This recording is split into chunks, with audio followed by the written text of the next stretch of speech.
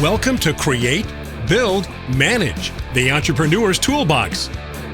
Welcome to Create, Build, Manage on BizTV. I'm Kelli Phillips.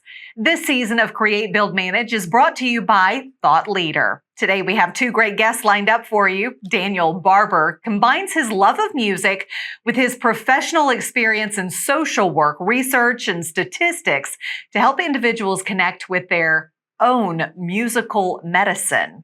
And Stephanie Sarka is a seasoned luxury CEO working to celebrate what makes each of us original while minimizing luxury's waste and environmental impact. Stick around. We'll be right back with more Create, Build, Manage from Thought Leader.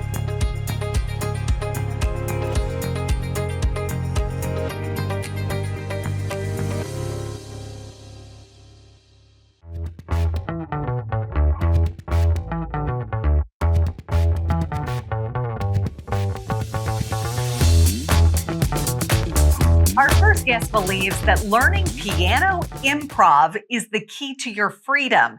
Daniel Barber joins us now with details. And Daniel, before we jump into learning about the piano and learning piano improv, I want you to give us a little background on you.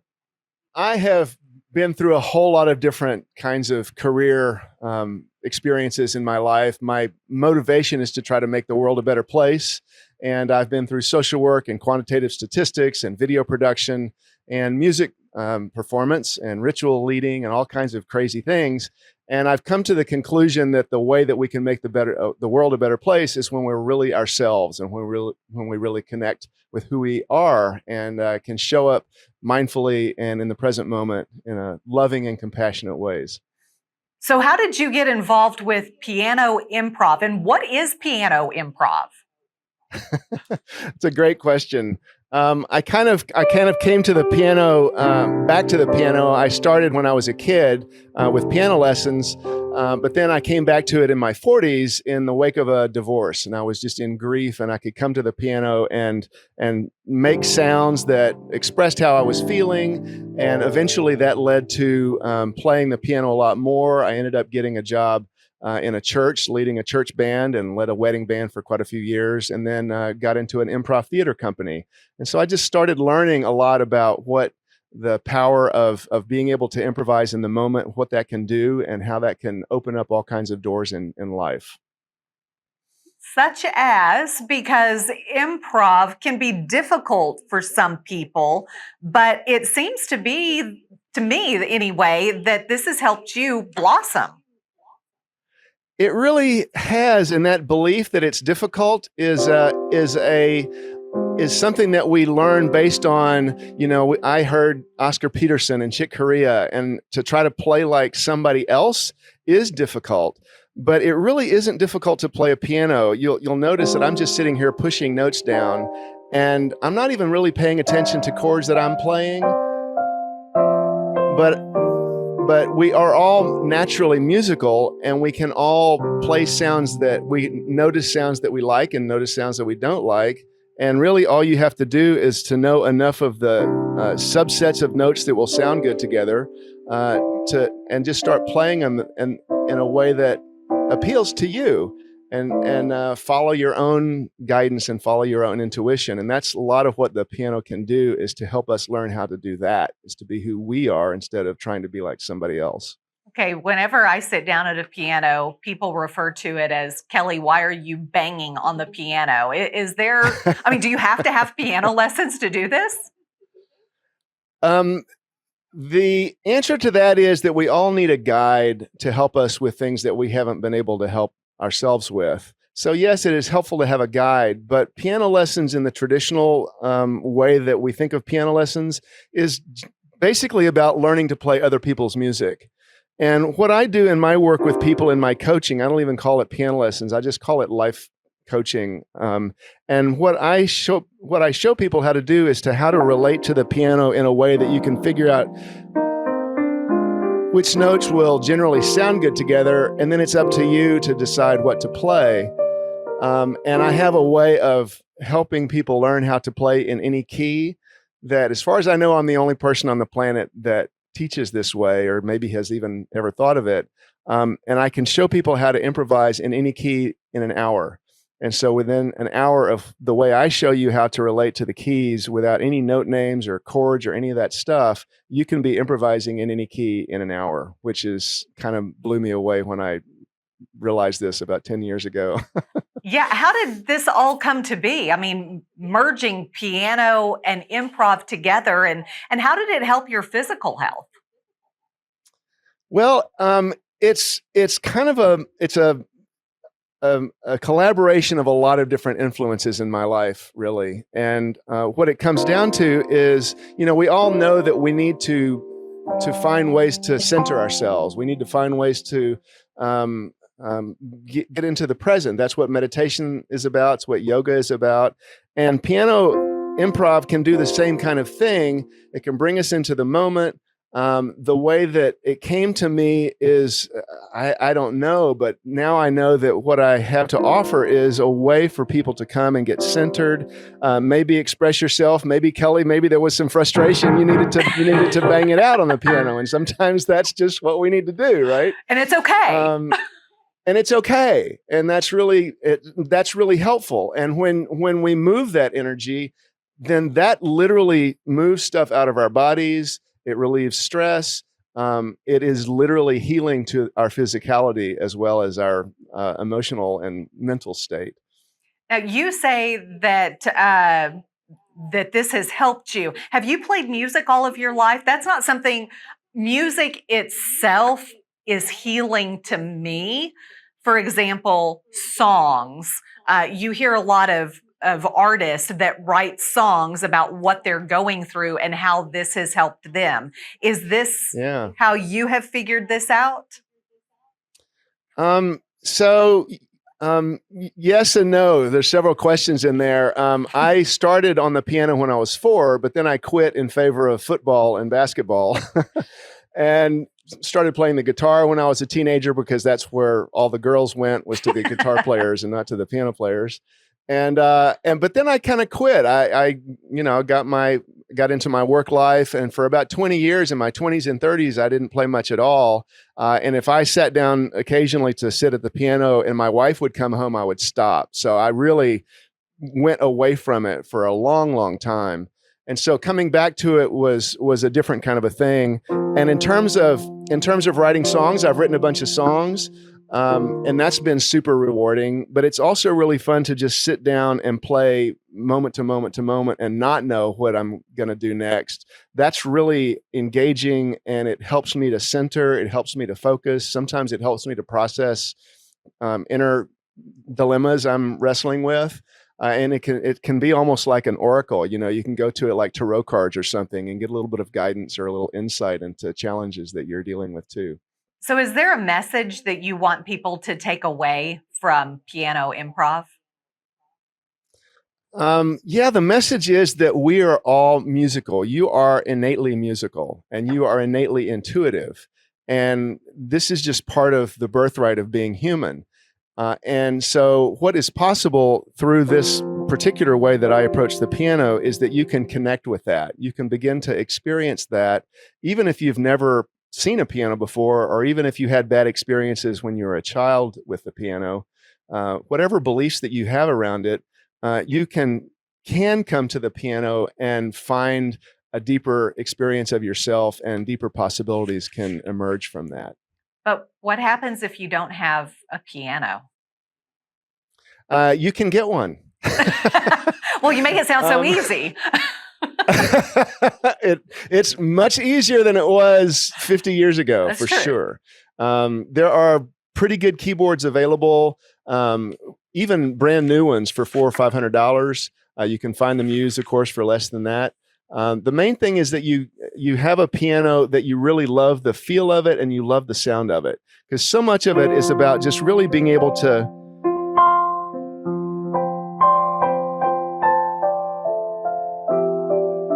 and really drop into the sound and really,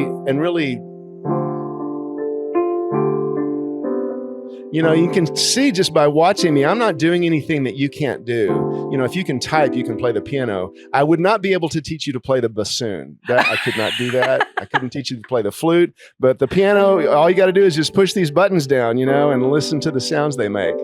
And so it's really quite easy to step into and have a satisfying and enjoyable experience. Well, it sounds like you have found your true passion and you're helping others while doing so. If people are interested in learning more about piano improv and you, how can they get in touch with you?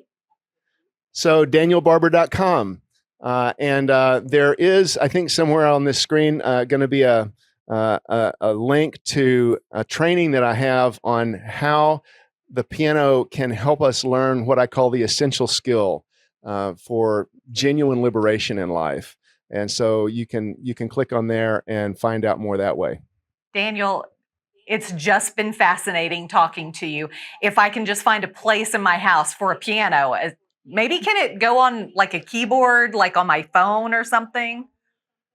It's really helpful to have either an acoustic piano, or a real acoustic piano, or a nice full size keyboard that has good speakers on it, so that you can really enjoy the sound. Because so much of this experience is about really digging into the sound itself.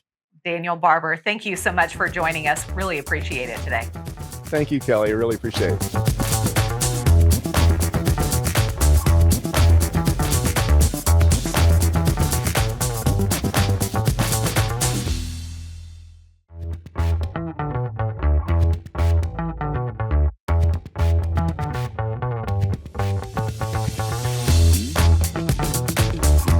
The concept of sustainability becomes more prevalent across all industries. Our next guest believes it's important to consider how business practices and production methods can be altered to create a smaller carbon footprint. Here with more is Stephanie Sarka. Hi, Stephanie. Can you give us a little background about you and how you got started in doing this? We founded 1Atelier about 10 years ago, and our intention was to really disrupt the entire luxury experience, both for the consumer, but importantly, also what was happening on the back end. And 1Atelier founded as a custom luxury brand. And what's beautiful about that was that every piece is handcrafted to order instead of producing thousands of units against a forecast, which is invariably wrong. And the result is that we had virtually zero footprint in terms of product going to landfills. We decided to extend that thinking to further understand how we might impact raw materials we're using, not by necessarily going to plants or even some kind of polyurethane-based material, but in fact, just going back to where Mother Nature started, which is leather that we source from farmers who are raising cattle for the food industry, and how we could have an impact by partnering with the right farmers here in America. You say that fashion starts on the farm. What does that mean, and why does it even matter? This was a really big eye-opener for me as well as I started digging in. It turns out that in a lot of things that you wear, whether it's a cotton shirt, which ultimately came from cotton that was grown on a farm, a wool sweater, which again comes from sheep, which are raised on a farm, or in our case, leather for leather handbags, which is a byproduct of the meat industry, and the cattle are raised on a farm. A large part of what we wear in the way of clothing and accessories has its origination on the farm. And the reason that's important is because the practices that the farmers are using have a massive impact on our environment. You know, just a really interesting little fact that the fashion industry produces 10% of carbon emissions globally, and that's more than the carbon output from the aviation and maritime industries combined. And so you can see that we have an opportunity to really move the needle. In our case, we chose to partner with farmers who are practicing what's called regenerative agriculture in how they're raising their cattle for the food industry. And again, as I said, and our leather is simply a byproduct of that.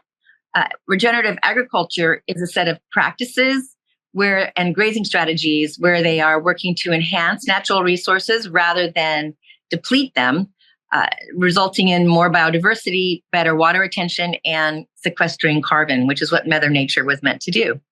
So what's been the response thus far with the farmers? The farmers love this. So we launched a collection called Farm to Arm. So it's our most recent offering. And we are in fact partnering with two organizations. One is a farm in Minnesota who is uniquely practicing regenerative agriculture, which has a number of side benefits as well, including simply that the animals are raised in a much more humane environment. They're not being put into a the feeding lot, but really living the life they were meant to live. And they love working with us because it really helps them extend, the importance of the work they're doing and help put another voice piece to the work they're doing in the way of regenerative agriculture. We're also working with another organization here in America who is actually partnering with all of the regenerative farms in America, helping to both train them to practice regenerative agriculture and then also making sure that the output of their work is being sent to brands like ourselves who can help get it in the right hands. Now, you've mentioned regenerative agriculture several different times. Can you explain what that is to those people at home that are watching that may be somewhat familiar with the term, but not totally? I would love to. It's a really important concept and something that, as I said, it's just been the last few years that I've had a full understanding of as well. And it's a new concept, but I think folks will see it more and more in common parlance and common marketing. So traditionally, industrial agriculture is fairly devastating from a carbon perspective. And the reason is that we're putting chemicals in the soil, we're destroying the soil effectively through tilling. And ultimately, the soil no longer has the microorganisms that do the work they're supposed to do, which is absorb the carbon and produce the oxygen. So along comes regenerative agriculture, which is a very different set of land management practices and gazing strategies that are intended to restore and enhance natural resources. So in the case of cotton, wool, and leather, all of which are originated on a farm, these regenerative farms are contributing to increased soil fertility, biodiversity, better water retention, and importantly, soil carbon sequestration. By not destroying the soil, it allows the soil to do what Mother Nature intended, which is really to manage that process of absorbing carbon and producing oxygen. So how did you become so passionate about this? Where does that passion and that love come from? 1Atelier was founded with the intention of really transforming the luxury industry on a number of levels. We were hearing that consumers were buying these bags, but ultimately, for thousands of dollars, but ultimately not wearing them because they weren't sort of scratching one particular itch. They were not having the same joy in the experience. And so we originally started with the notion that let's create a custom luxury brand because we want to shift that metaphor. We want to change the experience back to what it was intended to be. But importantly, as I said, we were also very passionate about really trying to change the business model to be one that was producing a lot less inventory that ultimately was never sold. Our whole life is really about impact and about transformation. So regenerative agriculture and partnering with regenerative farms was really just the next step in that journey, which was better understanding what the source of our leather is and the supply chain that gets it from the farms to us, and seeing how we could have an impact through this means as well. And hence was the birth Farm to Arm. Another important comment about the Farm to Arm collection, in addition to sourcing the leather from regenerative farms here in America, we are then tanning it at a 100-plus-year-old tannery who invented vegetable tanning. And so we're really only using vegetable agents to make the tanning liquor, as they call it, to tan the product. And so as a result, the leather has no chemicals. It ultimately would be biodegradable, a very little to zero carbon footprint. And because we continue to produce Farm to Arm as a on-demand offering, we don't produce any inventory in advance. So again, zero waste. Our entire life with luxury, with 1Atelier, was to really bring luxury to the new place, transform it, and make a better industry. And what's been the response from your consumers? Are they liking it better and actually utilizing what you make? They do. So we continue to offer our other, offering because we have consumers who have multiple needs and desires. But Farm to Arm has had a very strong response. We originally intended for it to be targeted to the millennial audience for multiple reasons. They're a little bit simpler silhouettes. We think that it's a message and a value proposition that really resonates with the millennial. And ultimately, it's just a beautiful bag. We're finding that while we've accomplished that, we're also seeing that our existing clients, who tend to be more the classic luxury consumer, sort of 35 plus, and are carrying all those known brands, are also gravitating to the Farm to Arm, partly because of the styling, but also because they really appreciate what the value proposition is insofar as how they can have an impact. I think that's an important part of this for us, is we really see Farm to Arm as a vehicle for education and inspiration. We want the client to really learn by virtue of this product that they can make a difference by the choices they make. We like to say internally that choices are the hinges of destiny.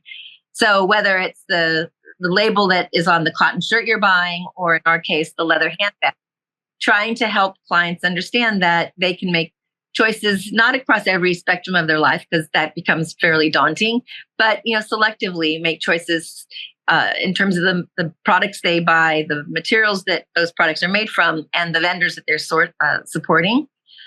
And collectively, as a population, we can truly make a difference. And do you have a final message that you'd like to share with the viewers at home? I go back to, we each have an opportunity to have an impact. And in our case, as we say that choices are the hinges of destiny. I encourage clients as they are, and viewers as they are making choices around the clothing they wear and the accessories they carry, to take just an extra minute to understand what the source of those materials are and where those products are produced, and get a better understanding of what the impact of that product might be. More and more, you're seeing that manufacturers and brands are being if they have a good message to share, they're being very transparent about it. So it shouldn't be so hard to find that information. And just give a second thought as you're making choices in your life with respect to the purchases you make and how you can have an impact. And Stephanie, quickly, how can folks find you and get in touch with you? Well, thank you. We are at 1Atelier. It's number 1Atelier.com. And you will see as you land on that page our beautiful Farm to Arm launch video, which really further explains the story of Farm to Arm and the impact that we're having. Thanks, Stephanie. Really appreciate you sharing your story with us today. Thank you for having me.